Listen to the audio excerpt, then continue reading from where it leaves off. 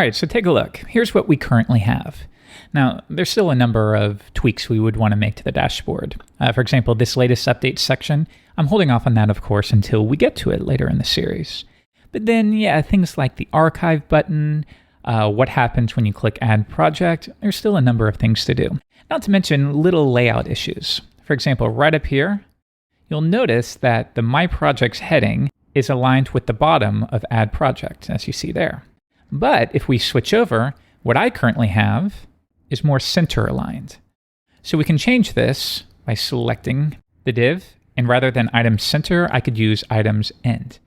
And now when I run that, you'll see that My Projects bumps down to the bottom. So of course, we'll have many little improvements like that we'll need to make. I'll go ahead and add that one now. Okay, but anyways, I want to move on to something else. If I go back to Zeppelin and I switch back, here is the main project page. And at the moment, yeah, we haven't really worked on that at all. So let's see what is necessary. Well, I see two things. One, I'm seeing this card shape repeated in multiple places. And in every case, it has that same box shadow. It has about 20 pixels worth of padding on each edge.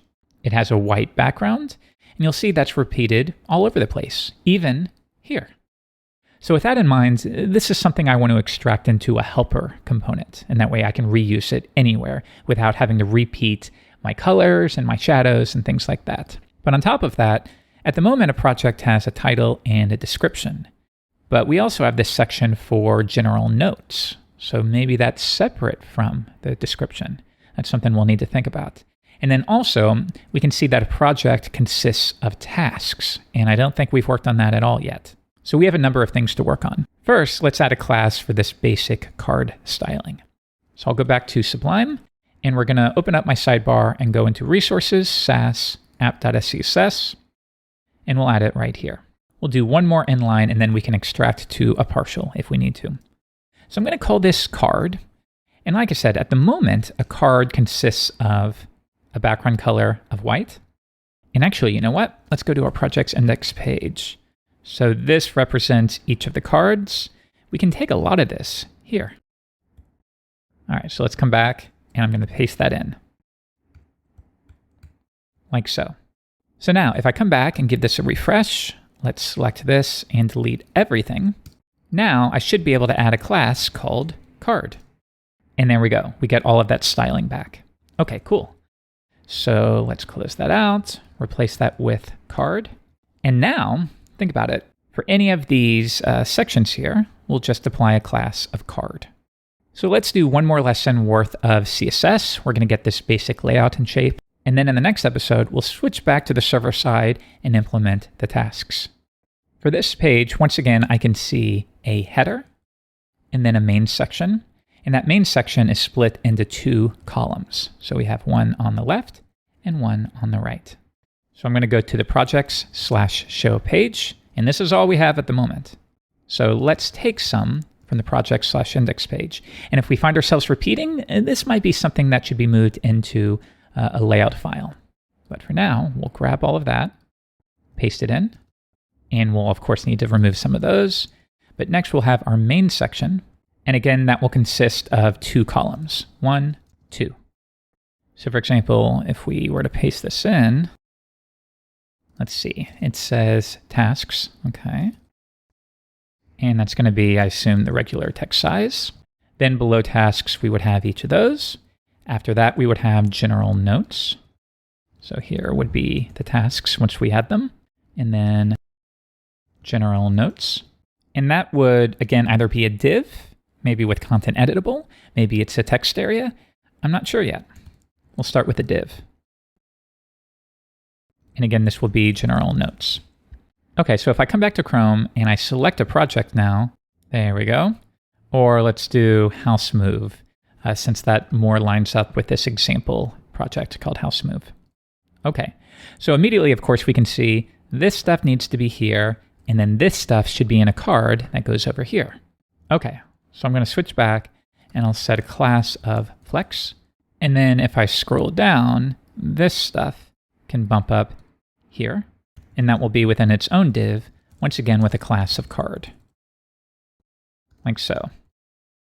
Okay, so now if I come back and refresh, this is what we get. Next, we need to set a width for this section. So we can do this in a couple of ways. We can be explicit. So for example, I could say width of 75% to push it all the way. We could instead do something like flex 3, and then for the other one, set flex of 1 or 2 or 3. So if we had something like this, we're saying this section should be essentially 3 times as wide as the other section. But I'm not going to do that. That can be a little confusing. Instead, why don't we start by saying it should have a width of 3/4. And then, you know what, let's be explicit about width of 1/4 for the other one. Okay, next, of course, we want some spacing. If I switch back to Zeppelin, we have our standard spacing there. So it sounds like we should use that same technique. If we're using padding level 3, I could say px3. So come back, give it a refresh. There you go. And then the same one here. And again, we can extract some dedicated grid helpers if we want, if you don't want this repetition. There you go. But then we have that same thing again where we have to offset it or use negative margins on the parent. So negative margin of 3 on the left and right. All right, come back, and there we go. But once again, we're going to have this issue if I reduce the width. Well, because we are using columns, that doesn't look great for mobile. So we can use this exact same approach again, where I say only for a large device or beginning at a large device do we want to set those widths. Otherwise, they can be dynamic. Or if we want to default to block, I can even set flex only for a large device and up. And then we get something like this. Then here we could set margin bottom of maybe 6 there. And if we need to, we can disable that for larger devices. So there's a lot of back and forth there, optimizing for mobile. Okay, next I can see for each of these little headings, we have a font size of 18 pixels. But at the moment, the font size is set to 24. So let's say text, maybe base. Well, base would be 16, of course. So let's do large. Yeah, and that sets it to 18 pixels. Okay, so we'll come back here, and we will have right here, text large. Okay, give it a refresh, and there we go. Next, I do want some spacing underneath this tasks section. And in fact, until we implement that, I'm going to reproduce a little card here, and then we'll replace that with tasks. Okay, so yeah, this is a little section, and then we have another one here. So we would do it, let's see, here, and then here. So now here, I could set our margin bottom, once again of 6, and we get something like that. Next, I do need some spacing or some margin bottom below each of the headings. So let's say margin bottom of 3, give it a refresh, and not too bad. Next, this section here, well, if you think about it, it's identical to what we have on the project dashboard. So if I were to go back, it's the same as this. So with that in mind, let's make sure we can reuse this. I'm going to go to my projects dashboard, and here's where we say for each of the projects, render this. So this code corresponds to that. So what I'm going to do is extract all of that to a partial, and we'll call it projects.card. So now I can go into my views directory, projects, and I'm going to add a new section called card.blade.php, and I can paste that in. So now all we've done is extracted this to a dedicated partial. Everything should still remain the same. But now I can reach for that partial over here. Let's give it a shot. We'll go to projects/show. And if I scroll down here, let's see, include projects.card. And let's see if anything blows up. Refresh. Okay, so I'm seeing the styling, but it looks like we may have some grid layout issues. Yeah, it looks like I took too much. So I'm going to grab that and bring it back here, because that is unique to the project dashboard page. Okay, so I can get rid of that, the closing div, and then I can de-indent. Okay, does that fix it? Refresh. There we go. So now, whenever I need to render a card, I can simply include that partial. Now, the next thing I see is, you know what? I think I might want a little more spacing below each of these areas. So what if I did MB8?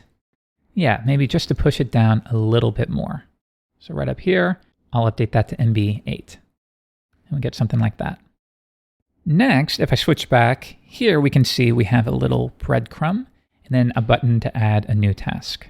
Okay, so we'll come back here. Here is our header. So now, yeah, this isn't a heading, this is a breadcrumb. So with that in mind, we could do this as a list if we want.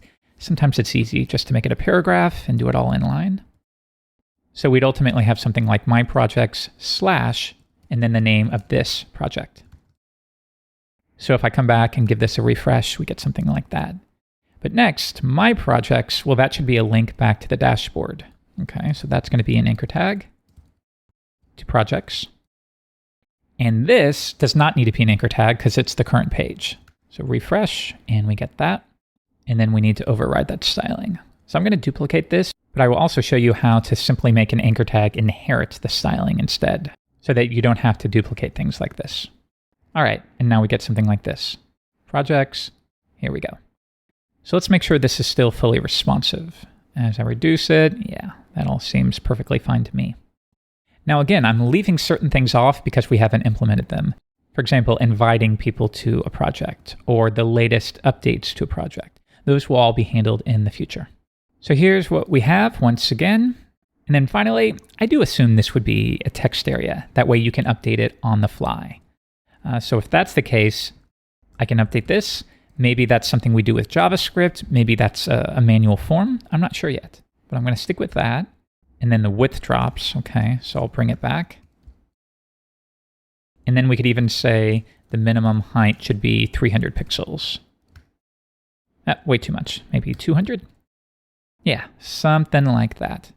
So you can imagine once we have multiple tasks, we'd have something along the lines of this. However, each of them would have some margin bottom, except the last one. And we're starting to get there. Okay, so I'm done with CSS for a little bit. In the next episode, we'll start with a test. A project can have tasks.